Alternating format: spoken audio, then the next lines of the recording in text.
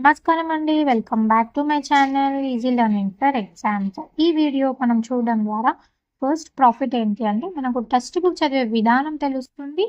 Plus మనం job అనేది get in అవుతామండి. డిఎస్సిలో అయితే పక్కాగా జాబ్ వస్తుంది. ఈ వీడియోని మనం కంటిన్యూగా చూడండి. అలాగే స్కిప్ చేయకుండా చూడండి. ఖచ్చితంగా ఎలా చదవాలి అన్న పాయింట్ అయితే అర్థమవుతుంది. అలాగే లైవ్ టెక్స్ట్ బుక్ ఎగ్జాంపుల్ కూడా ఎక్స్ప్లెయిన్ చేస్తాను. అవసరం లేని పాయింట్స్ని కాకుండా అవసరమయ్యే పాయింట్స్ని మనం ఎలా గుర్తించాలి అనేది కూడా నేను ఈ వీడియోలో ఎక్స్ప్లెయిన్ చేస్తానండి. ఖచ్చితంగా ఈ వీడియో చూసే చదివే విధానం తెలుస్తుంది.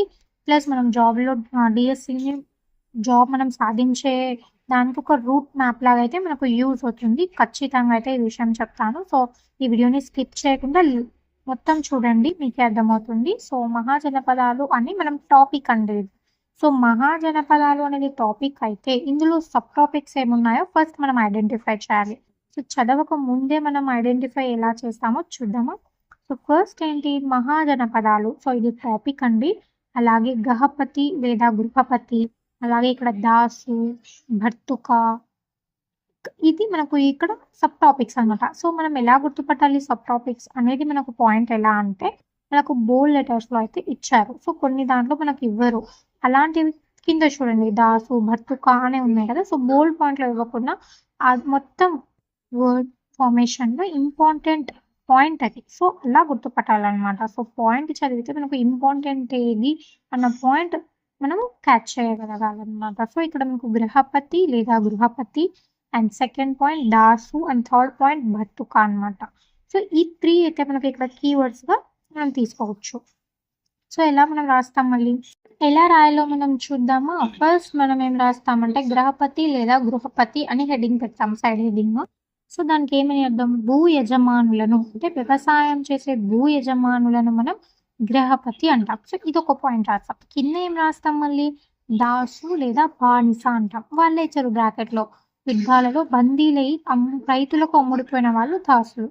కింద భర్తుక అని పెట్టి మనము డబ్బులు ఇస్తామన్నమాట. పని చేయించుకొని డబ్బులు ఇచ్చే వాళ్ళని భర్తుక. సో మనకి ఇక్కడ 2 పాయింట్స్ చాలా ఇంపార్టెంట్. ఏంటి, దాసులు లేదా బానిసలు అంటే మనం కొనుగోలు చేస్తాం, వాళ్ళకి ఎటువంటి అమౌంట్ అయితే పే చేయం పని చేయడానికి.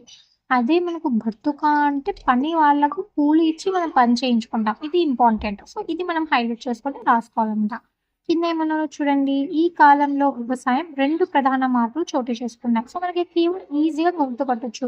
2 ప్రధాన మార్పులు ఏవేవి, ఒకటి ఇనుప నాగలి, ఒకటి వరి నారు పోసే. సో 2 మార్పులను పెడతాం. 2 మార్పులు ఏవేవంటే ఇనుప నాగలి ఒకటి, వరి నారు పోసే పద్ధతి అని ఒకటి రాస్తాం. సో అంతే. దీనివల్ల ఏం జరుగుతుంది, వ్యవసాయం అనేది పెరిగిపోతుంది. సో ఎందుకు పెరగడానికి కారణం ఏంటి అంటే నీటి సౌకర్యాలు అనమాట. సో ఈజీగా మనమే 2 ప్రధాన మార్పులు అంటే మనకి ఏం గుర్తుకు రావాలి, ఒకటి ఇనుప నాగలి, తర్వాత వరి నారు పోసే అంటాం. సో నారు పోసే పద్ధతి. సో ఈ 2 పెరగడం వల్ల మనకు వ్యవసాయం అనేది అభివృద్ధి, తాగునీటి సౌకర్యాలు ఉన్నాయి కాబట్టి మనకు వ్యవసాయం పెరుగుతుంది అన్న పాయింట్ గుర్తుకొస్తుంది. సో ఈ పారా మొత్తంలో మన కీవర్డ్స్ ఏమున్నాయండి, 5 ఉన్నాయి. ఒకటి గృహపతి, ఒకటి దాసు, భర్తుక, 2 ప్రధాన మార్పులు. దానికి పెరగడానికి కారణం ఏంటి అంటే సాగునీటి సౌకర్యాలు. సో దానివల్ల మనకు పెరగడం అయితే జరిగిందనమాట. సో ఇక్కడ చూడండి మనకు 5 పాయింట్స్ అయ్యాయి కదా. సో ప్రధాన మార్పులను 2 అని గుర్తుపెట్టుకుని 2 గుర్తుకొస్తుంది, దానివల్ల వ్యవసాయం పెరిగిందని గుర్తుకొస్తుంది. సో ఈ విధంగా అయితే మనం చదవాలండి. ఈ విధంగా చదవడం వల్ల మనకు బాగా అయితే గుర్తుండిపోతుంది. సో ఇదండి టెక్స్ట్ బుక్ని చదివి ఫాలో అయ్యే విధానం అనమాట. సో నెక్స్ట్ పార్ట్ 2 కూడా అప్లోడ్ చేస్తానండి. ఇంకొక పారా తీసుకొని ఇంకా బాగా అర్థమయ్యేలా చెప్పడానికి ట్రై చేస్తాను.